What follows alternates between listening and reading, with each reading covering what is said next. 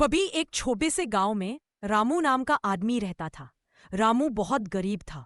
न उसके पास अच्छी झोपड़ी थी, न ज्यादा कपड़े। बचपन से ही उसका मन पढ़ाई में नहीं लगता था। पिता खेतों में मजदूरी करते थे और माँ दूसरों के घरों में काम करती थी। पैसे की तंगी ऐसी कि स्कूल की फीस देना मुश्किल था।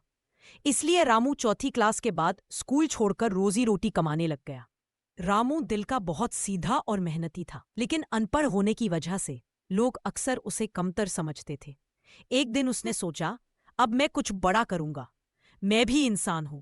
भगवान ने मुझे भी दो हाथ दो पैर दिए हैं। फिर मैं क्यों पीछे रहूं?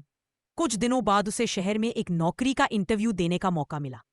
वह नहाया, पुराने कपड़ों को धोया और बड़ी उम्मीद लेकर शहर पहुंचा। इंटरव्यू में एक बड़े होटल का मैनेजर बैठा था। मैनेजर ने कुछ सवाल पूछे। नाम? रामू। कितनी पढ़ाई की है? सर, बस थोड़ा बहुत, नाम लिख लेता हूं। मैनेजर ने मुस्कुराकर कहा, ठीक है, हम तुम्हें लैट्रिन और टॉयलेट की सफाई का काम दे सकते हैं। बस यहाँ एक पेपर पर साइन कर दो। रामू ने शर्म से सिर झुका लिया। वह बोला, सर मैं साइन नहीं कर सकता, मुझे लिखना नहीं आता।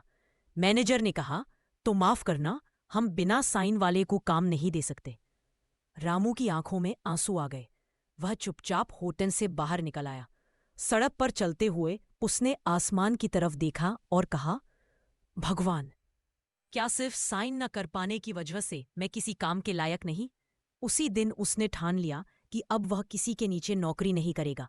वह अपना कुछ करेगा, चाहे छोटा ही क्यों ना हो।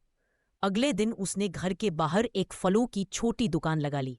शुरुआत में लोग हंसते थे, अरे रामू, तू क्या व्यापारी बनेगा? पर रामू मुस्कुराता और कहता, हंसो मत भाई, आज छोटा हूं, कल बड़ा बनूंगा। धीरे धीरे उसकी ईमानदारी और मेहनत रंग लाने लगी। वह फलों की दुकान को बहुत साफ रखता, ग्राहकों से मुस्कुराकर बात करता और रामू के यहाँ का फल सबसे ताजा और सच्चा होता है। धीरे धीरे उसका काम बढ़ा। उसने गांव में दूसरी दुकान खोली, फिर शहर में, फिर जिले में।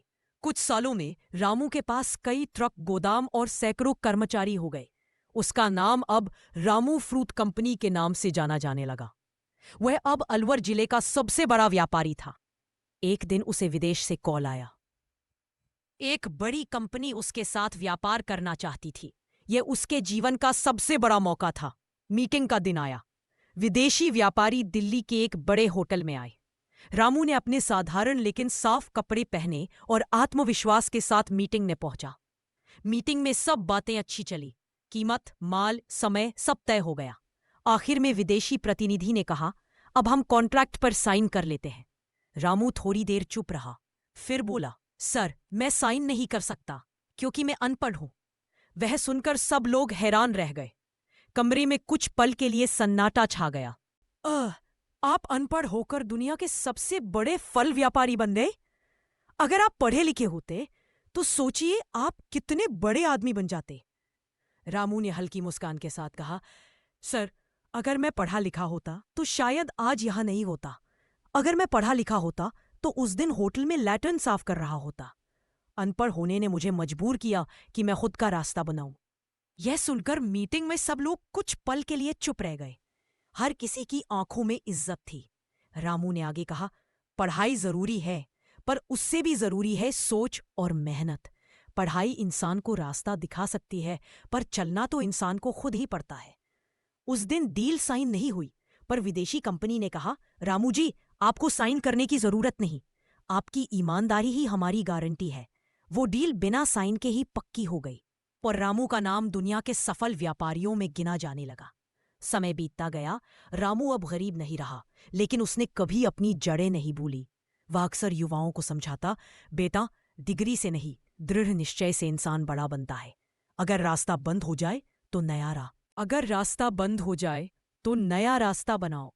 हर गिरावट के बाद उठो, क्योंकि कोई भी इंसान छोटा नहीं, बस उसके सोचने का तरीका छोटा होता है।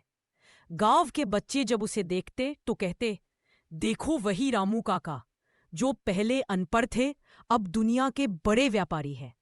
रामू मुस्कुराकर जवाब देता, मैं आज भी वही हूं, बस मेरी सोच बदल गई है।